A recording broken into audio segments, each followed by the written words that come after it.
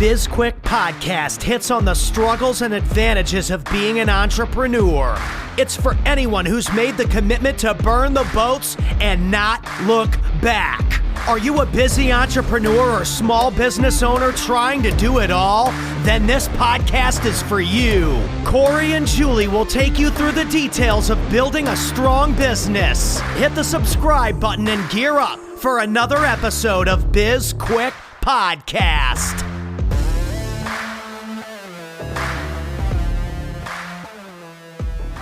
All right, everybody, let's get excited for today's show. Let's try that again. Let's get excited for today's show. Welcome to BizQuick. I thought we're doing like a new intro now. I don't know. We might be, but I don't think we talked about it. So okay, but that's okay. Well, hey, welcome to BizQuick. As always, you've got Corey and Julie here. How's it going, Julie? It's going really well. How's it going with you? It's going just fine. Awesome.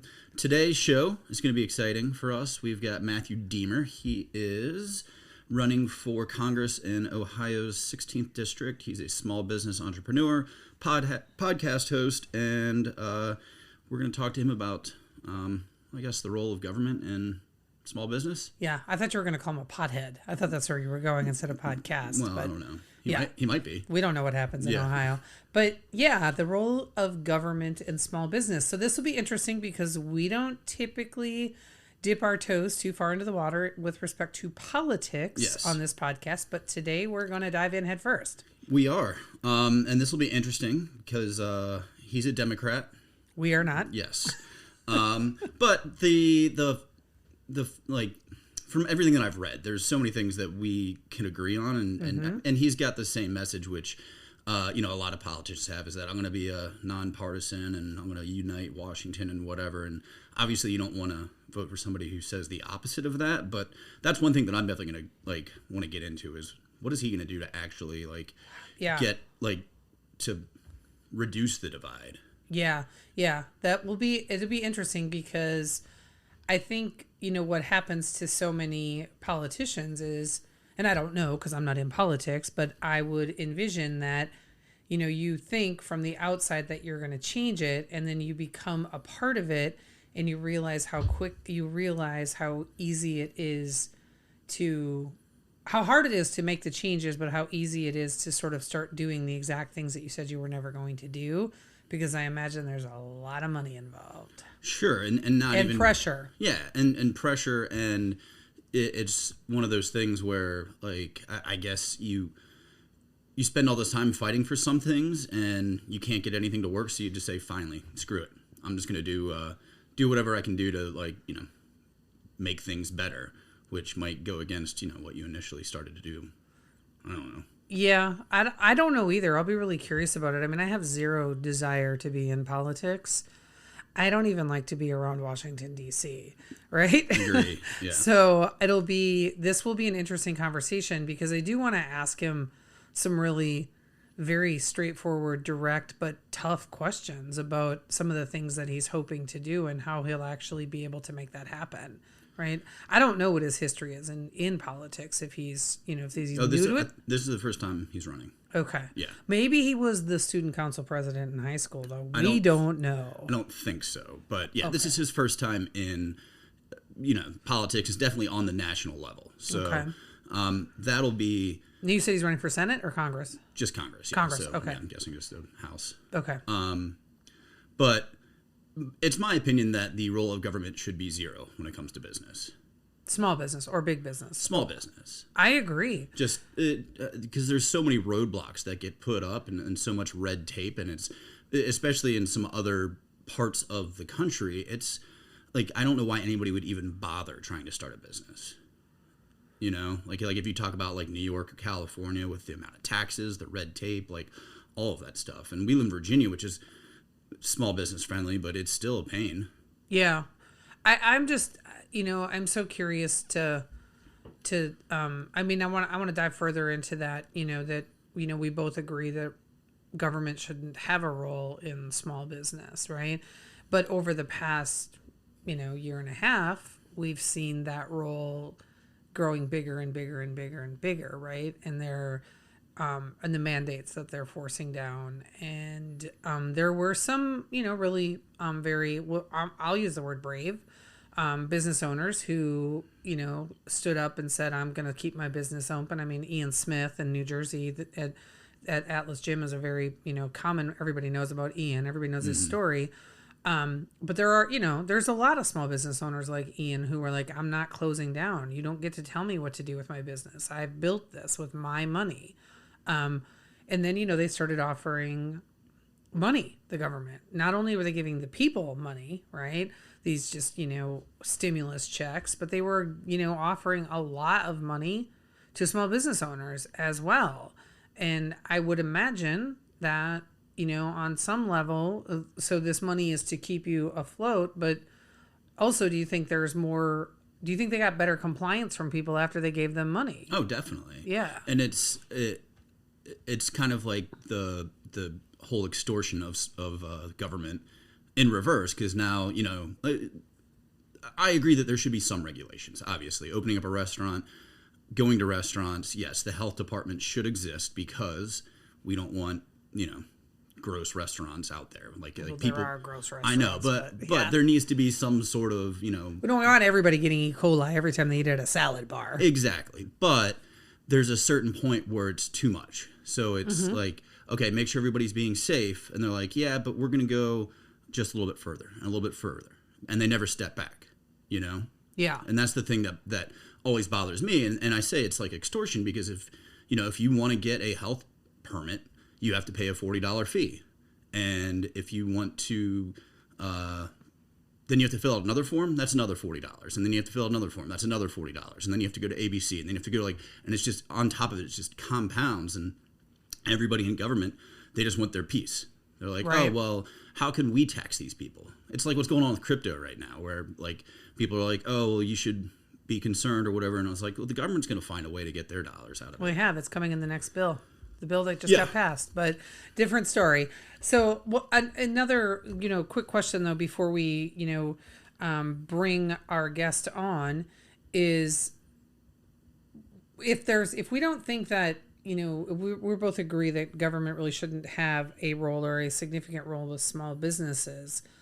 On the other side of that coin, how do you feel about small businesses that are making up their own mandates or rules in terms of like all of my employees have to be vaccinated you have to be vaccinated to work here. You have to have a vaccination to eat at my restaurant. Like, how do you? If it's not breaking a law, I'm all for it. Okay.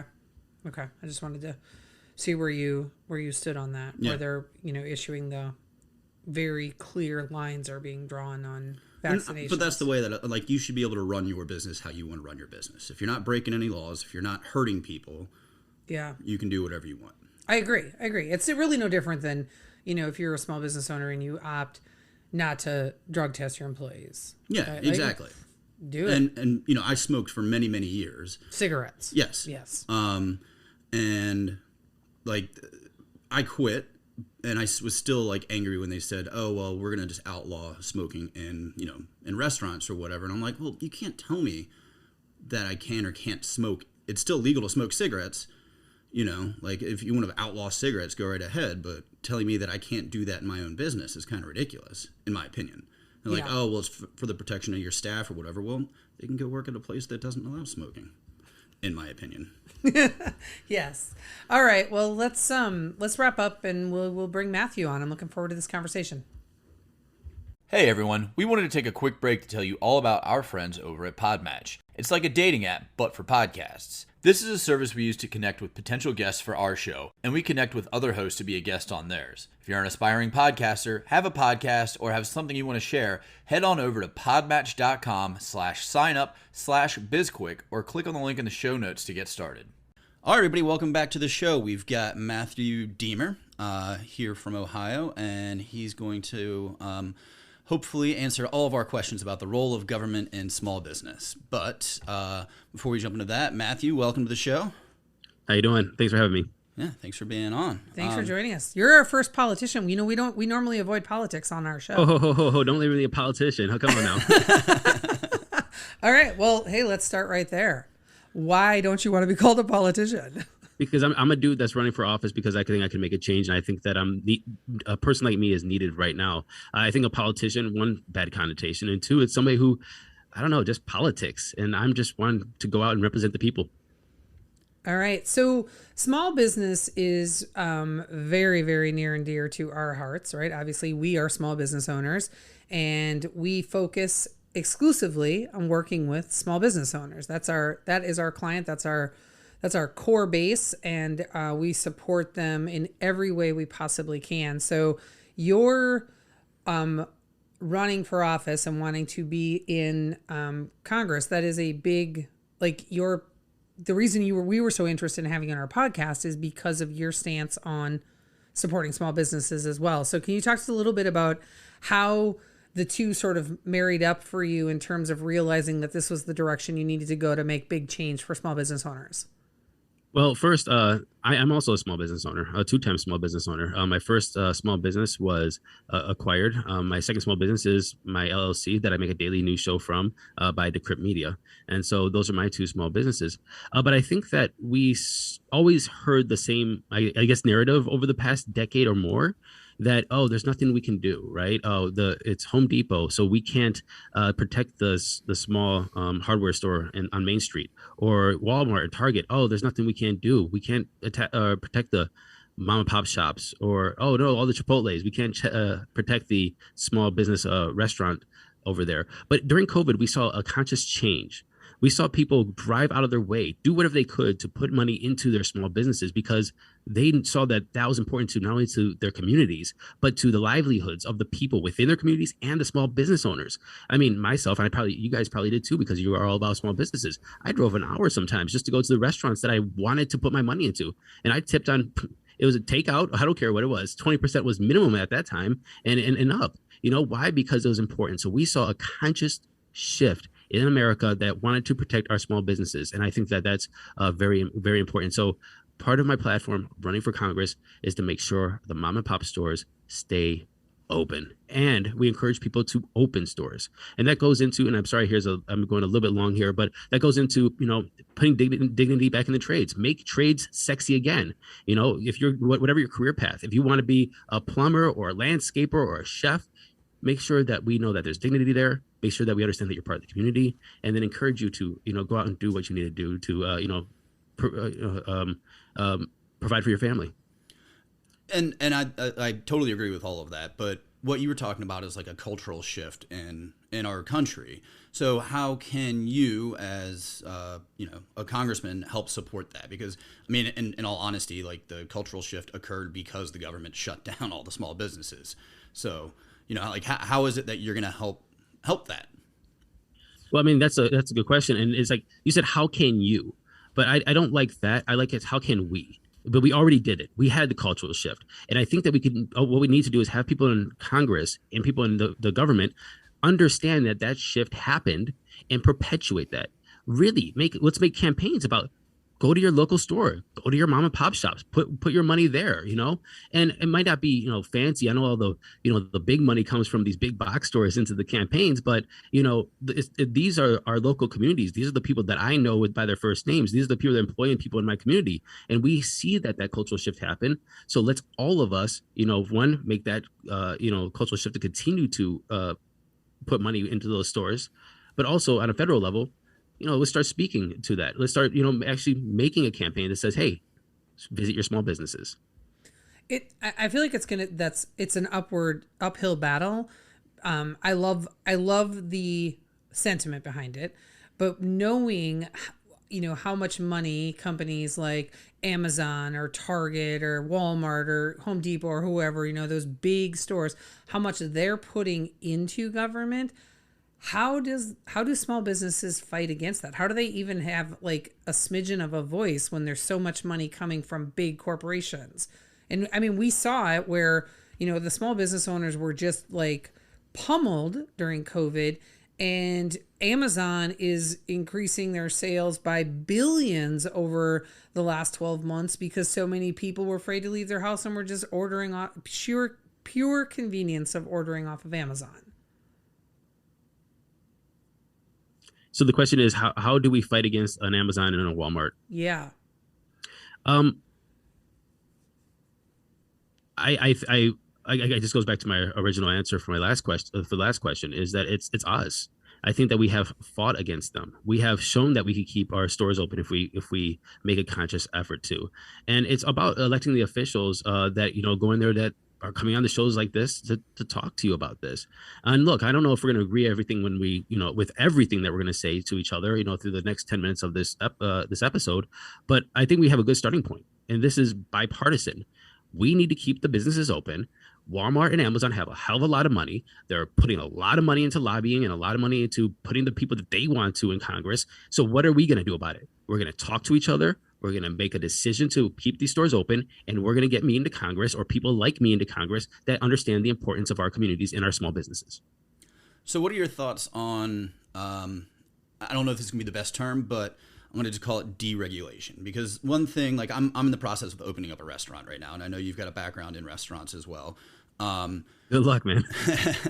But there is, there's so many hoops that you have to jump through in order to open up a restaurant, and it just seems like there's more and more every year, and it starts off at a place where it makes sense because it's for safety. It's making sure that I'm legally allowed to do X, Y, and Z, but then it just keeps we keep just getting more and more and more, and that is a huge pain for somebody like myself starting a restaurant versus if Outback Incorporated came in and they wanted to open up another restaurant here.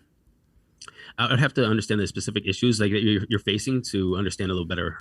Well, it's all of the forms that you have to fill out, which, whatever, that's fine. But then there's like this circular logic in terms of me being able to get my business license, my alcohol license, and my health department license, that I can't get one without the other. And it's the same way around. And they don't seem to care. They're like, well, you figure it out. And I'm like, well, if I can't get my ABC license until I have my health permit, but I can't get my health permit until I get my business license, and then the business license I can't get until, there's all of these things where I'm just like, well, I don't even know what I'm supposed to do first, that I don't know if I can talk to your specific situation, but one thing I have in the plans for when I go into Washington is and especially here in Ohio 16, is I want to put the entrepreneur aspect into trade schools, and I want to make sure that we have a framework of people to understand how to open businesses. Look, I think that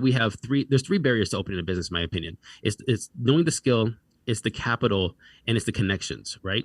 And so, and knowing the skill is not only knowing the skill of like saying open a restaurant, but making the food, but also knowing the skill of operating a business.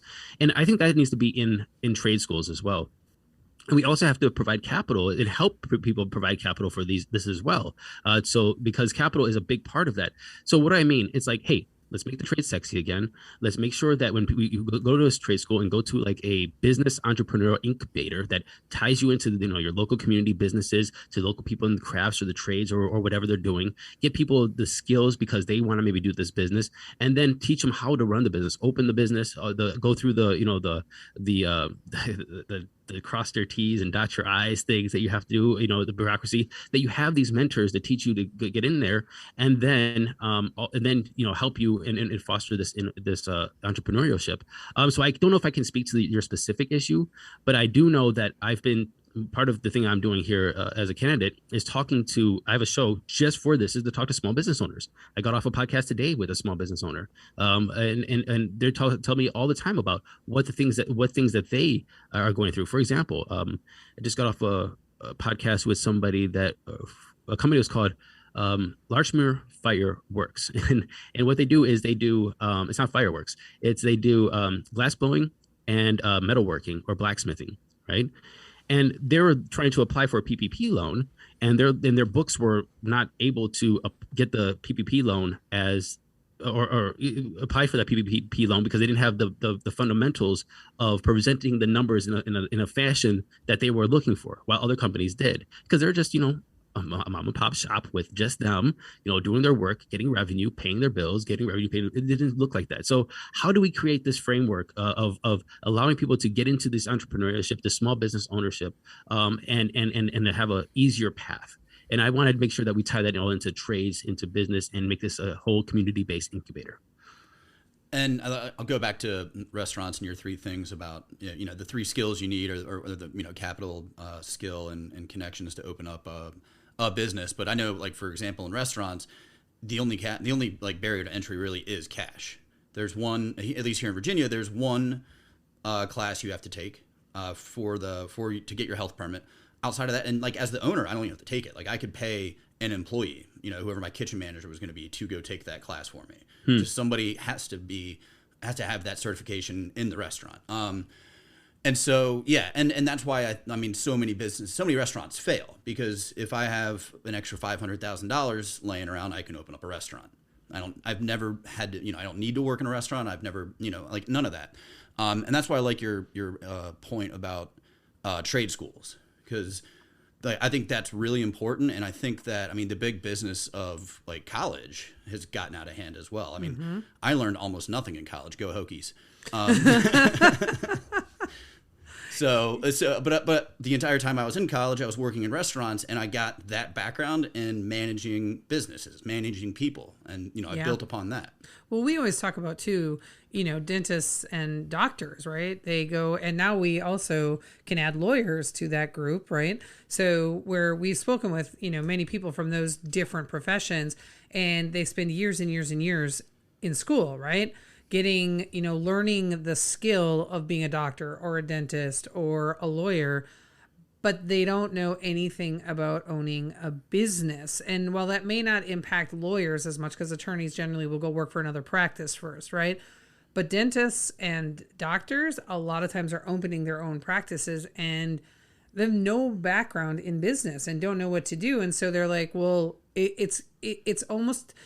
It's crazy to think, they can walk into a bank, get a loan to open up a business, and they don't know anything about being a business, but they have the degree to be a doctor, whether it be a dentist or, whatever, primary care physician, whatever they are. And so there's just this assumption that they know how to run a business, and they don't. So I'm with Corey. I love your concept of teaching people the skills of being an entrepreneur. And I think it's so important for small business owners and entrepreneurs to get that training. And that's a big part of what we focus on too with entrepreneurs, is giving them that training. Can I add on to that, please? Because you said something very important, is that, a doctor or a lawyer can walk into a bank and get money because they think that they can run a business and they're going to make all kinds of money. And that goes to the part of the things I said that's a barrier to entry, is the capital, access to capital. How do you get people access to capital? Look, a doctor and lawyer probably knows doctor and lawyers, and they can ask their doctor and lawyer friends for a down payment at $5,000 at a time, right? I mean, it's probably not that much to them. If you have a good connection, they're like, hey, here's $5,000. But if you don't come from a place with money or a college education or people or parents with their doctors and lawyers, $5,000 is unobtainable. So how do you get access to capital for the average person? And I think that we have to tie that in from the federal government as well to these trade schools. I want people to go into these trade schools to come out with like an idea of how to run a business, an idea of what they want to do, but also put their own skin in the game. And well, if you come out with a great business plan, you pass with flying colors, and you know how to run a business, why don't we match you with some capital, especially if you don't have any? $5,000 could be a lot. $5,000 could start a business, and it could be something from a nail salon. It could be something from like making donuts on your main street. A coffee shop. But why would we stop entrepreneurs and the innovation and the American spirit, if you will, from stopping because of that barrier of access to capital? And everybody should have it. So I want to ask a question, and this might be going a little too political or a little too dark, but do you think that there is an overall movement inside of government to start to eliminate or minimize the number of small businesses that exist? I don't know, but it sure feels that way.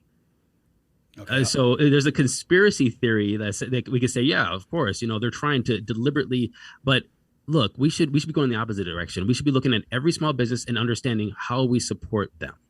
And also, we should redefine what a small business is. Look, when I talk about a small business, I'm not talking about, if you Google small business and what is classified as a small business right now, it's something like, I don't know, $32 to $35 million a year in revenue. That's not what I'm talking about when I'm talking about a small business. I'm talking about the corner shoe store that, they're making $200,000 a year in revenue, paying a couple of employees, and they're taking home, 50 grand as the owners a year.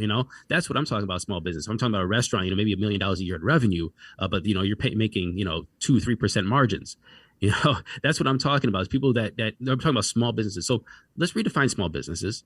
Let's redefine the conversation, and let's go in there as communities and focus on those businesses, because look, your community is not going to be anything without those local shops. Yeah, we define small business the same way.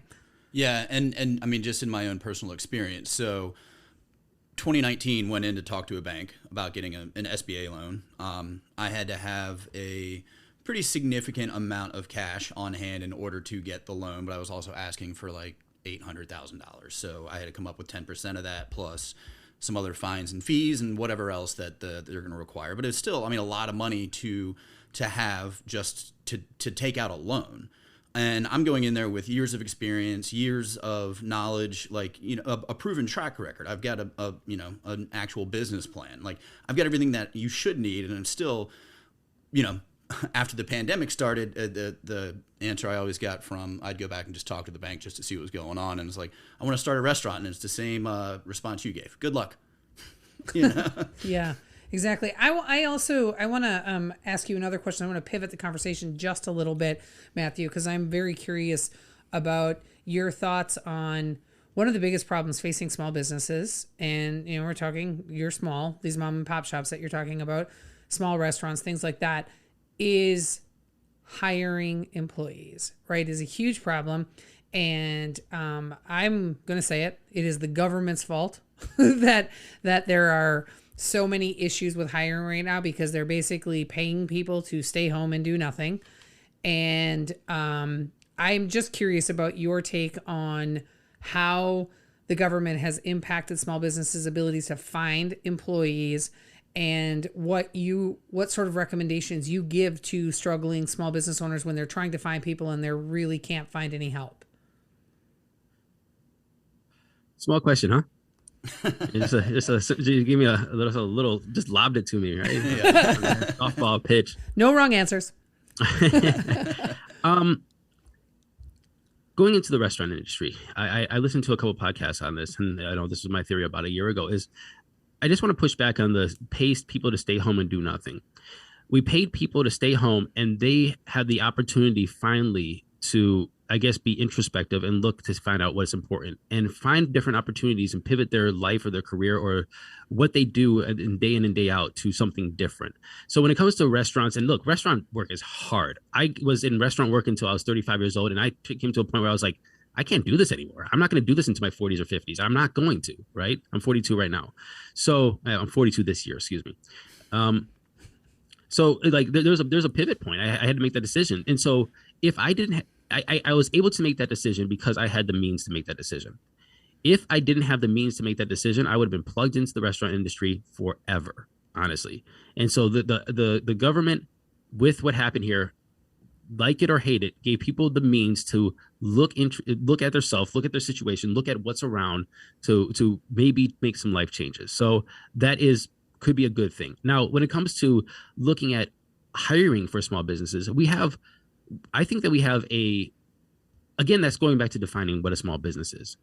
Look, and we also have to talk about we also have to talk about what we expect out of companies and small businesses these days. And that's either livable jobs or livable wages or whatever, or $15 an hour minimum wage or whatever we're gonna say there, right? How does that apply to small businesses? And I think we have to take a critical look of what does that look like to small businesses? What does it look like to Amazon and Walmart? Pretty sure they can absorb that. What does it look like to the mom and pop or local shoe store or the donut shop? We have to really look at that very closely and understand what that looks like. And also, I think we have to look at $15 an hour minimum wage and actually see, is that actually a reasonable number for every state, right? And the way that I look at this is, and I haven't actually made this public, so you guys are getting the first idea of this on record here, is I think that we have to assess living wages in every city, in every state individually. I think that we have to look at the state, and I think that should be a guideline of we have to look at the consumer price index, the consumer price index of rent and electric and food and your phone bill, and Wi-Fi has to be included in there. And we have to say, how much does it cost to live in New York? How much does it cost to live in Los Angeles? How much does it cost to live in Ohio 16, or opposed to Ohio 4 or Ohio 7, right? And then we make wages that look like the cost of a living wage for those areas, because a $15 across the board might not make sense. Does it make sense in New York, $15 an hour? Probably not. Does it make sense in San Diego or Los Angeles? Probably too a little low. Does it make sense in rural West Virginia or Alabama? Probably unaffordable, right? So I think we just have to stop coming with like a one-off for everything, a blanket like policy, and start actually, allowing giving the tools to the states for frameworks to legislate within their state and make it so that we can have living wages for a lot of people, and then assess the small businesses, not the Walmarts, they can absorb it, but the small businesses, and see, hey, where's your pain points? How can we help, and how can this be structured differently? And one thing is like the insurances, healthcare, and these other things that are huge costs to small businesses that aren't given by these businesses as well, because of just the enormous costs that are involved. Yeah, and I will I'm going to agree with you on 2 points, because I 100% agree that they're like the one size fits all solution is not what we need to do with this country. It's a huge country.